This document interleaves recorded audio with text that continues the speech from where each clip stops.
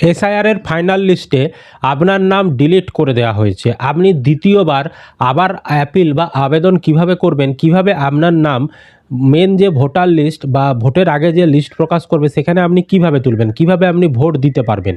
এছাড়াও যাদের under adjudication করেছে তাদেরও যদি ভবিষ্যতে ডিলিট করে দেয় তাহলে আপনারা কিভাবে আবার নাম তুলতে পারবেন, সেই পদ্ধতিটাই নিয়ে আমরা আজকের ভিডিওতে আলোচনা করব। তো অবশ্যই ভিডিওটি আপনাদের উপকার আসবে, শেষ পর্যন্ত দেখতে থাকুন।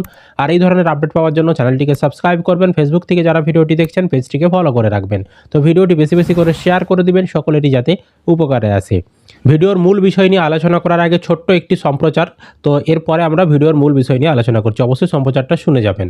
যারা চাকরির প্রিপারেশন নিচ্ছেন তাদের জন্য খুবই খুশির খবর, টেক্সট বুক নিয়ে চলে এসেছে হোলি উপলক্ষে বাম্পার অফার। হোলি উপলক্ষে টেক্সট বুকের যে ইয়ারলি সাবস্ক্রিপশন প্রো রয়েছে সেটা মাত্র আপনি 349 টাকায় পেয়ে যেতে পারবেন।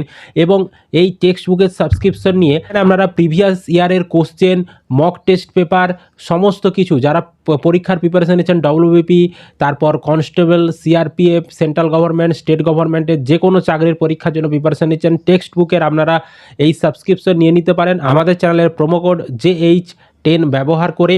এবং আপনারা মাত্র 349 টাকা এই হোলি উপলক্ষে বাম্পার অফার পেয়ে যেতে পারবেন। ভিডিও ডিসক্রিপশন বক্সে লিঙ্ক দেওয়া রয়েছে, সেখানে ক্লিক করে আপনারা চাইলে টেক্সট বুকের ইয়ারলি প্রো সাবস্ক্রিপশন নিয়ে নিতে পারেন। এবার আমরা আলোচনা করব ভিডিওর মূল বিষয় নিয়ে। আপনাদের যাদের নাম ডিলিট করে দিয়েছে, যারা নতুনভাবে আবারও নাম তুলতে চাইছেন, তাদেরকে এই যে ফর্মটা দেখতে পাচ্ছেন এটা পূরণ করে জমা করতে হবে। তো কোথায় কি জমা করতে হবে, এর সঙ্গে কী কাগজ দিতে হবে আমি বিস্তারিত আলোচনা করছি, দেখুন। তো ফর্মটার বিভিন্ন রকম ফরম্যাট রয়েছে, বিভিন্ন জেলায় বিভিন্ন রকম ফরম্যাট দিচ্ছে। তো এটা নিয়ে আপনাদের কনফিউশনের কোনো দরকার নেই, অন্য জায়গায় যদি অন্যরকম ফরম্যাট দেয় সেটা নিয়ে কোনো সমস্যা নেই, সমস্ত ফরম্যাটেই কাজ হবে। সমস্ত ফরম্যাটের বিষয় ভিতরে যে বিষয়গুলো লেখা রয়েছে সমস্ত কিছু কিন্তু একই। আমি যে ফরম্যাটটা দেখাচ্ছি তার উপরে দেখুন এখানে লেখা রয়েছে to the district election officer, দিয়ে ডিস্ট্রিক্ট নেম, এখানে আপনার বর্তমানে যে জেলার নাম সেই জেলার নামটা লিখতে হবে। আর এখানে সাবজেক্টে বলা রয়েছে যে 28/2/2026 তারিখে যে লিস্ট প্রকাশ করা হয়েছে সেখানে আপনার নামটা ডিলিট দেখাচ্ছে, তো আপনি আবার পুনরায় আবেদন করছেন আপনার নামটা রাখার জন্য।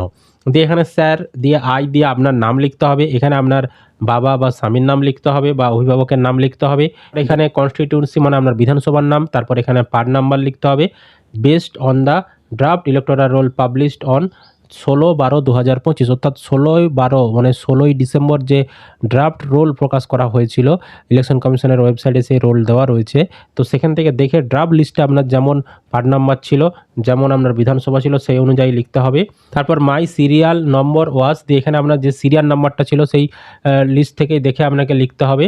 তারপর এখানে এপিক নম্বরই, সেখানে আপনার ভোটার কার্ডের নাম্বারটা লিখতে হবে। এই ডান দিকে ফাঁকা জায়গাটা, এখানে ফাঁকা জায়গাটা এখানে বোঝা যাচ্ছে না, এই ইসের পরে ফাঁকা জায়গা থাকবে, এখানে আপনার ভোটার কার্ডের নাম্বারটা লিখে দিতে হবে। দিয়ে my name has been deleted from the final electoral role public on 28/2/2026 তারিখে যে লিস্ট প্রকাশ হয়েছে সেখানে আপনার নাম ডিলিট করে দেওয়া হয়েছে, সেটাই আপনি বলতে চাইছেন। তারপর এখানে বলতে চাইছেন যে আপনার বর্তমানে যে বিধানসভার নাম সেটা এখানে বর্তমানে বিধানসভার নামের ঘরে লিখতে হবে। তারপর আপনার পার্ট নাম্বার লিখতে হবে। দিয়ে আপনি বলতে চাইছেন যে আপনি যোগ্য একজন ভোটার, তো আপনার আবেদনটা আবার খতিয়ে দেখা হোক, সমস্ত কিছু বিচার করা হোক, যাচাই করা হোক, সেটা আপনি চাইছেন। দিয়ে দিয়ে এখানে আপনার নাম লিখতে হবে, আপনাকে সই করতে হবে। দিয়ে নিচে এখানে আপনার ফোন নাম্বার দিয়ে দিবেন। দিয়ে এখানে বলেছে ডকুমেন্ট অ্যাটাচ, এই যে ফর্মটা আপনি জমা করবেন, এই যে ফরম্যাটটা, এর সঙ্গে কিছু কাগজও আপনি দিয়ে দেবেন। তো কী কী কাগজ দেবেন, এখানে 2, 3, 4, 5, 6 এরকম করে সিরিয়াল দেওয়া রয়েছে পরপর। এখানে ধরুন আপনি ভোটার কার্ড দিচ্ছেন, ভোটার কার্ড লিখে দিলেন, বা আপনার মাধ্যমিকের অ্যাডমিট কার্ড দিচ্ছেন, মাধ্যমিকের অ্যাডমিট লিখে দেন। এইভাবে যতগুলো কাগজ আপনি দেবেন সেগুলো এখানে লিখে দেবেন। আর আরেকটা জিনিস এখানে বলেছে 1 নম্বরে self attested copy of enumeration form. তো আপনার বাড়িতে যে ইনুমারেশন ফর্মটা রয়েছে, 1 কপি ইনুমারেশন ফর্ম তো আপনার বাড়িতে দিয়ে রেখে গেছিলো, 1 কপি তো নিয়ে চলে গেছিলো বিএলও। তো আপনার বাড়িতে যে ইনুমারেশন ফর্মটা দেওয়া রয়েছে সেই ইনুমারেশন ফর্মটাও কিন্তু আপনি জেরক্স করে সেটাই সই করে সেই কপিটাও কিন্তু আপনি ডকুমেন্ট হিসাবে দেবেন। এবার সমস্ত কাগজ ডকুমেন্ট এই ফর্মটা পূরণ করে এবার বিভিন্ন জায়গায় দেখছি বিডিও অফিসেও কিন্তু নিয়ে নিচ্ছে ফর্ম, দিয়ে তারা বিডিও অফিসে জমা নিয়ে তারা কিন্তু সেটা জেলায় পাঠিয়ে দেবে, এরকমও বিভিন্ন জায়গায় করছে। আবার বিভিন্ন জায়গায় দেখা যাচ্ছে সরাসরি আপনাদেরকে ডিএম অফিসে মানে জেলা শাসকের অফিসে সেখানে গিয়েও এই আবেদনটা জমা করতে হচ্ছে। তো আপনি একটু আপনার এলাকায় খোঁজ নিয়ে নেবেন আপনার এলাকায় কোথায় জমা নিচ্ছে। এটা গেল অফলাইন পদ্ধতি। এবার কিন্তু ইলেকশন কমিশন আপনাদের জন্য অনলাইনেও এই আপিল করার অপশন দিয়েছে। অনলাইনে কোথা থেকে আপিল করবেন সেটা একটু আমি সংক্ষেপে দেখাচ্ছি। তার জন্য গুগলে আসবেন, গুগলের সার্চ বোতামে এসে আপনি লিখে দেবেন voters.eci.gov.in, এই ওয়েবসাইটটা আপনি সার্চ করবেন। এখানে সার্চ করলেই ভোটার সার্ভিস পোর্টাল খুলে যাবে। তারপর আপনার ডান দিকে দেখবেন সার্ভিস অপশন চলে আসবে। এবার পেজটাকে একটু নিচের দিকে স্ক্রল করলে এখানে দেখুন সাবমিট অ্যাপিল বলে অপশন রয়েছে। এই সাবমিট অ্যাপিল অপশনে ক্লিক করে আপনাকে কিন্তু লগ ইন করতে হবে, বা এখানে আইডি যদি বানানো না থাকে আইডি বানাতে হবে, দিয়ে আপনাদেরকে একটা ফর্ম দেবে, সেই ফর্মটা পূরণ করে সাবমিট করতে হবে। তো অনলাইন পদ্ধতিটা একটু জটিল রয়েছে, সেখানে কী কারণে আপনার নাম সেখানে আপনি কী চাইছেন সেটাও সংক্ষেপে লিখতে হবে, সেখানে 250 ওয়ার্ডের মধ্যে একটু সমস্যা রয়েছে। তাই আমি আপনাদেরকে বলবো চেষ্টা করবেন অফলাইনেই জমা দিবেন।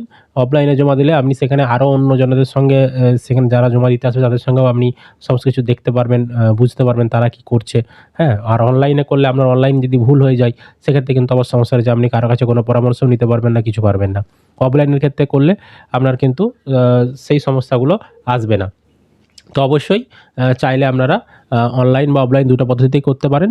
তো অবশ্যই 5 দিনের মধ্যে আপনাদেরকে প্রথম আবেদনটা করতে বলেছি, যত তাড়াতাড়ি সম্ভব আপনারা কিন্তু জমা করুন। এই হোলির জন্য হয়তো অফিস বন্ধ থাকবে, হোলির ছুটি কেটে গেলে তারপর কিন্তু আপনারা অবশ্যই আবেদনটা জমা করবেন।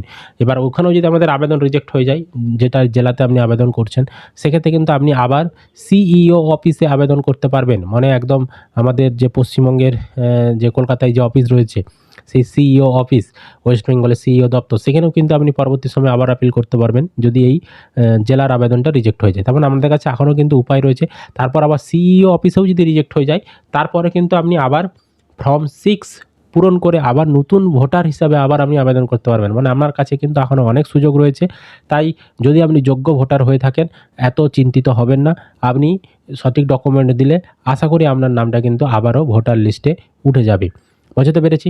এটাই ছিল আপডেট। আশা করি আপনারা ভিডিওটি বুঝতে পেরেছেন। যদি কোনো প্রশ্ন থাকে কমেন্ট করে জানাবেন। আর এই ধরনের আপডেট পাওয়ার জন্য চ্যানেলটিকে সাবস্ক্রাইব করে রাখবেন। ফেসবুক পেজটিকে অবশ্যই কিন্তু ফলো করে রাখবেন।